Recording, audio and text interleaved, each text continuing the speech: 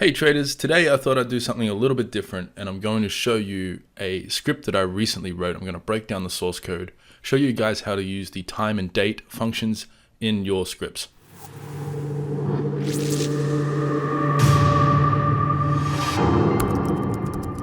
I was going to wrap up my order view series this week, but I just haven't had the time to record that lesson yet, so that will be next week instead.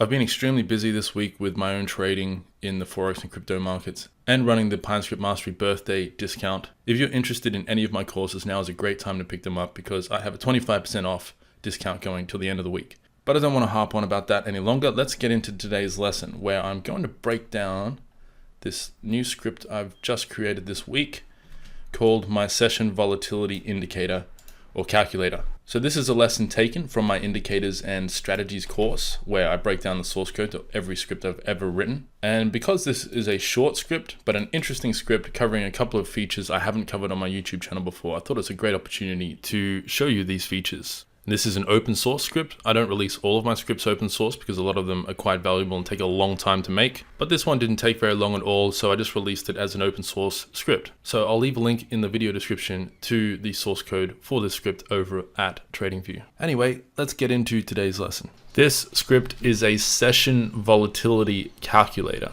So what it's doing is it is scanning through all the price action on my chart between two specific dates and a certain time of day. It's then measuring the highest price during that certain time of day and the lowest price to get the range of that session. And then it's adding up all of those sessions to give us an average. And this is the average range of the trading session that we have specified in the settings menu. So let's jump over into the Pine editor and I'll break down the source code to this script. So here we are in the Pine editor. The first thing I do, as always, is get my user input. Quite simple here. We're just getting 4 inputs, which will be easier to demonstrate if I open up the settings menu. So we have our start date, our end date. So this is the range that we want to, the date range that we want to calculate the average session size during. And the time session to analyze is where we specify the time of day. So this last setting here, this color background, changes the background color of our chart if the price action printing onto our chart falls within this time session and within these dates. So you can see I've set the dates here to the 1st of June, which was a couple of days ago as of recording this video. The end date is 2099, so like 70 years from now. By default, this is set to the year 1000 and this is set to 2099, and that just makes sure that all the price action on our chart is taken into consideration, at least until the year 2099, and then if I'm still alive then, I can update this to the year 3099. But by then I'll probably be a cyborg and the markets will be run by artificial intelligence and none of this will be useful anyway. So let me increase the resolution of my screen and we'll go through the source code here, line by line. Most of it should look familiar to you if you've gone through any of my other indicator lessons. Some of this stuff is just directly copy and pasted from other scripts that I've written. All right, so that was our user inputs. The first thing I do after getting my inputs is define a custom function that converts Forex pips into whole numbers. So this is only for the Forex markets. If you load this script onto any other market, this function basically doesn't do anything. But if you load it onto a Forex market and the ATR, the average true range, is less than 1 or less than a whole number, then this little bit of code here will convert your number in pips into whole numbers. So you can see up here that the box here says 22.875. If I were to not use this function, this would say 0.00022. And so to make it more useful, I convert that into a whole number. But if I load something like a crypto chart onto my screen, let's load up Bitcoin. This just changes to price change, and it's cut off on my screen here because I have my resolution turned right up. But if you had this on a normal resolution, this would say price change instead of pips. So you can see here that during the time I've highlighted on my chart, at least on these 2 days, the average move for Bitcoin was $1,176.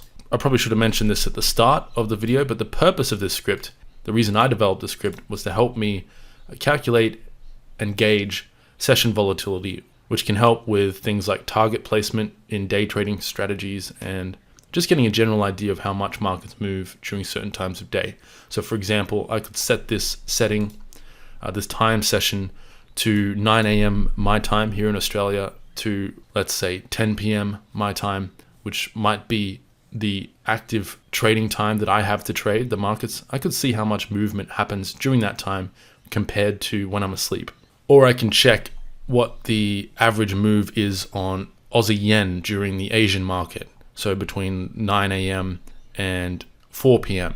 my time. And I could see if it's worth developing day trading strategies on those pairs based on how much they tend to move. Because if a market doesn't move much during a certain time of day, then it's completely pointless trying to trade a 15-minute chart or 5-minute chart strategy. Anyway, this is a coding lesson, not a trading lesson. So let's move on to the next part of my code here, which is this function InSession, which just returns whether or not the current bar falls within the specified time period and the specified time of day. So this function appears in a lot of my scripts.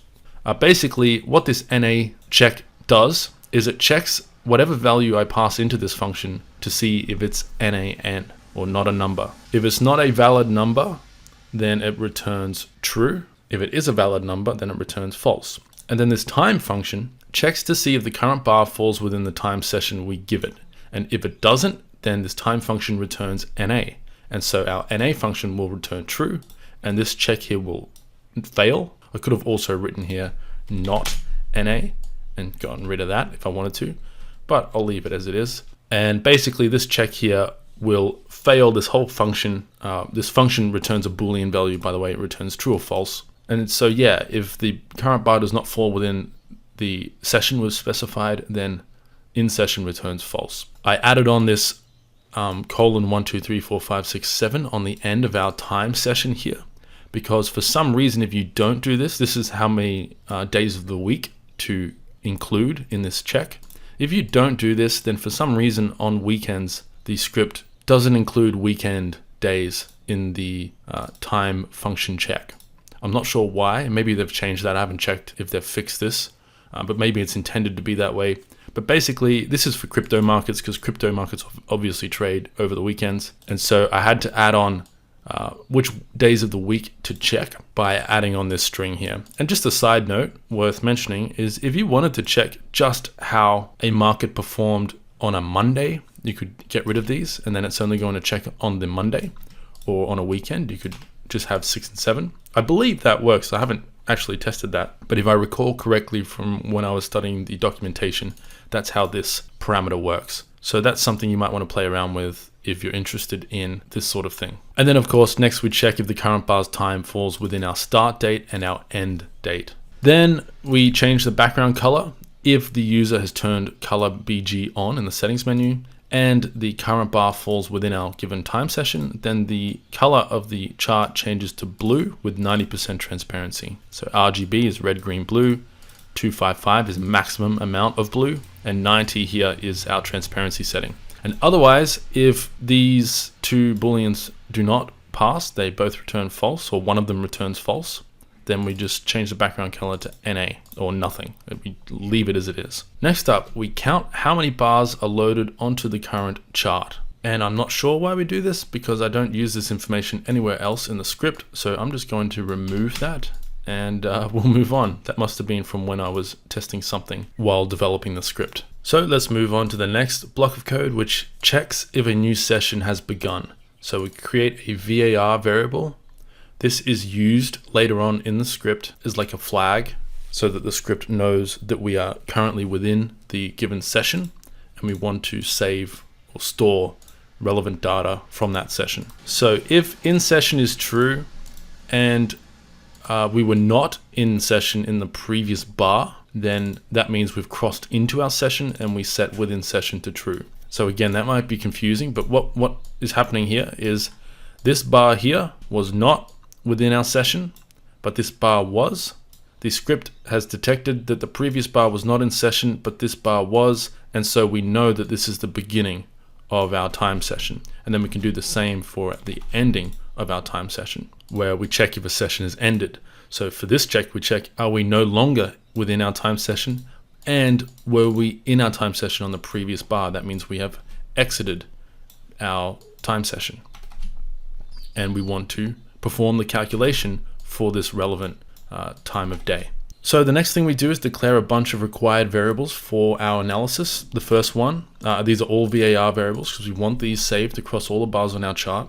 The first variable is our recent movement. This is the recent movement of the current session. So if I hover my mouse over here, you can see these numbers up here. The purple number is the current session's range, and the orange number is this number divided by the average. So it's basically a percentage of the average. If I hover over here, you can see that this purple number says 17.8. That's because we had a 17.7 and it's rounding up to 17.8. So we had a 17.7 pip range from this high down to this low. This was 17 pips. That is stored here in the recent movement variable. Then we have our total movement variable. This adds up all of the movement from all of these sessions on our chart and saves it so that later on we can divide it by how many sessions we counted in order to get the average. So next up we have our sessions counted. This adds up how many sessions we have analyzed. We need this number in order to determine the average. Then we have max int. I just added this variable for our lowest low. So every time we reset for the next session, we set our lowest low to this large number. And the reason for doing this is that as soon as we start scanning a new session, the lowest low is always going to be less than this number unless the price of the asset we're analyzing is above this number. And I don't know of any markets that have a price larger than this number. Maybe there are some out there, but for the most part, this should work on all the markets on our chart. Same for highest high. That's just set to a negative number because every time we start analyzing a new session, the first bar's high is of course going to be higher than -1. And this ensures that in this example, for example, the first bar of the range was the highest bar in the session. So when we begin saving our highest high and lowest low of the current session in this block of code here, our high is of course going to be higher than -1, which is the default setting for this variable. And so no matter what, the first bar of the session will be assigned highest high. And if any other bars in the session are higher than this bar, then this will be overwritten with the high of that bar. And lowest low is initialized as our max integer value. All right, so this is where most of the the bulk of the script occurs, the analysis that the script does. So the first thing we do is we check if the session has ended. So again, is the current bar out of our session and was the previous bar within the session? Then we've exited our session or the session has ended. So we set within session to false so that this code no longer executes, and we analyze the movement of the recent session. So recent movement is assigned to the highest high of that session minus the lowest low. The total movement is incremented by the recent movement. So this just adds up all of these session sizes across our entire chart. And then we divide that number by how many sessions we analyzed in order to get the average. Then we increment sessions counted by 1. So every time we analyze a new session, our sessions counter increases. And then we reset our stored high and low for the next session so that when the next session begins, these numbers get overwritten as soon as price is being analyzed. So once this session ends, they are both overridden with their default values. So the highest high goes to -1, the lowest low goes to a large number. The next block of code here simply gets the highest high and lowest low of the current session. So if we are within the time period we want to analyze and the current bar's high is greater than our saved highest high, then we want to overwrite that highest high with the current bar's high. Same with the low. Then once we've done all that, we can calculate the average pip movement over all analyzed sessions. So to do that, we just divide the total movement by how many sessions we counted. That gives us the average, and then we can plot all of that data to the chart. So we plot our volatility info. If we are within a session, then we plot our highest high and our lowest low. And if we are not within the session, then we plot our recent movement and our recent movement divided by the average movement. So that's the purple and orange number up here. So you can see this is the very first session that we have counted on our chart or analyzed on our chart. And so 17.8 divided by 17.8 is 1. So this was 100% of the average. And then our second session was 122% of the average. But we're only analyzing 2 sessions here just for demonstration purposes.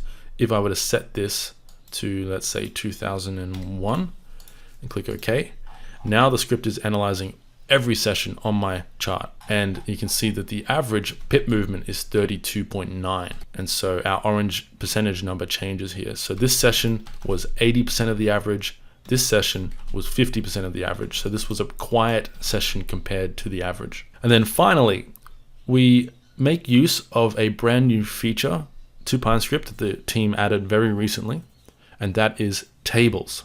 So here we are creating an output table to display the average pip change. And I'll leave a link below this video to the blog post that explains this latest update. Basically what we're doing is creating a new table.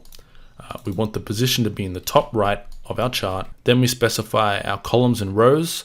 I copy and pasted this code from the blog post, and I haven't changed these, but I'm pretty sure we could set these to 1 and 1 since I've only got one column and one row there. But I'll leave it as it is for now. Then our border width is set to 3. Then we have a custom function here that fills the cell of our table.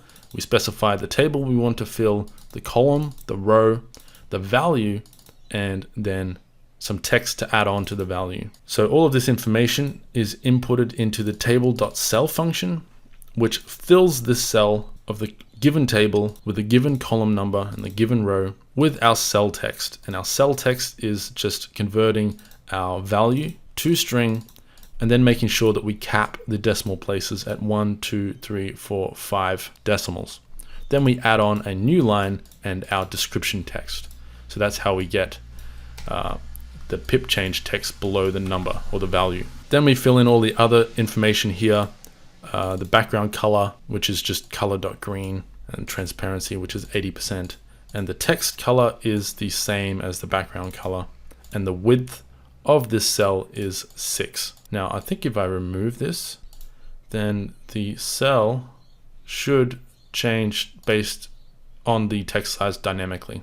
That's much better. And we only fill our cell on the very last bar that is loaded onto our chart. This is for optimization purposes. If we don't do this, nothing changes except that our cell is filled on every historical bar on our chart. And this number is basically overwritten every time a new bar is loaded onto the chart.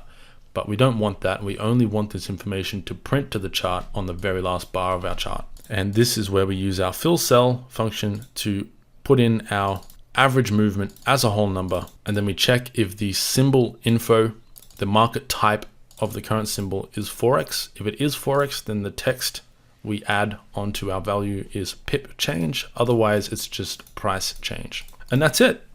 It's actually a pretty simple script. The concept, at least, is quite simple, but hopefully you found that interesting, and maybe you can think of other use cases for this approach. For example, I would like to play around with a relative volume indicator that uses this approach.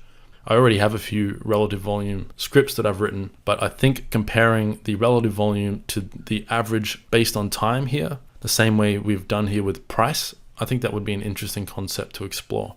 But anyway, I'll leave it there. Thanks for watching and good luck with your coding. Take care. All right, thanks for watching, everyone. I hope you found this lesson interesting. If you did, make sure to hit the subscribe button if you haven't already, because I will be back very soon. Next week, in fact, with a new Pine Script video. Next week's lesson is going to cover how to set up a virtual private server so that you can run AutoView 24/7 on a remote server, so you don't need to leave your home computer running in case your girlfriend or your wife doesn't like the sound of that, or in case your power bill is a little too high. And that will be the final video in my AutoView series, and then we'll move on to other topics, including a expert advisor that was brought to my attention recently. It's a script that runs in MetaTrader that can read or receive your TradingView alerts and execute trading commands based on those alerts through MetaTrader, which is pretty powerful stuff, and I'm really excited to explore that tool. Oh, and by the way, if you're watching this video after this promotion's ended, there is also the coupon code YouTube, which will get you 10% off all of my courses. It's not as good as 25%, but hey, I can't give discounts out all the time. I already think I've priced my courses at a pretty fair value. So that'll do it for today. Thanks for watching, everyone. I appreciate your support for the channel. Have a great weekend and best of luck with your trading, as always. Take care.